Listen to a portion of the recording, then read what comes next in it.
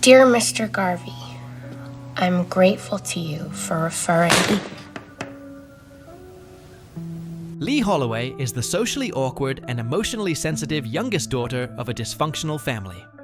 After having been committed to a mental hospital following an extreme incident of self-harm, she attempts to readjust to normal life. Lee learns to type and applies for a job as a secretary for an eccentric yet demanding attorney, E. Edward Gray. Gray explains she is overqualified for the job, having scored higher than anyone he has ever interviewed, and warns her that it is very dull work as they only use typewriters. Lee, however, agrees to work under these conditions as she likes dull work. Though at first Gray appears to be highly irritated by Lee's typos and other clerical errors, it soon becomes apparent that he is sexually aroused by her obedient behavior. When Gray discovers her propensity for self-harm, he confronts her and commands that she never hurt herself again. One day, Gray makes her bend over his desk and spanks her after she makes a spelling error in a letter. Lee finds herself excited by the ordeal. The two soon embark on a BDSM relationship from their typical employer-employee dynamic. Lee experiences a sexual and personal awakening through the sadomasochistic sexual encounters with Gray and falls deeply in love with him.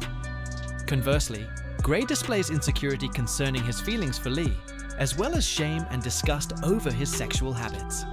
He begins to withdraw from her, despite her intentionally continuing to make typing errors in the hopes of receiving more corporal punishment. During this period of exploration with Gray, Lee also attempts to have a more conventional relationship with family friend Peter. She engages in lukewarm sex with him, during which he is confused by her desire to be spanked. Peter later proposes to Lee, who reluctantly accepts. However, while trying on her wedding gown, she flees and runs to Gray's office to declare her love for him. Gray, still uncertain about their relationship, tests Lee by commanding her to sit in his chair without moving her hands or feet until he returns. Lee willingly complies, despite being forced to urinate in her dress since she is not allowed to use the toilet.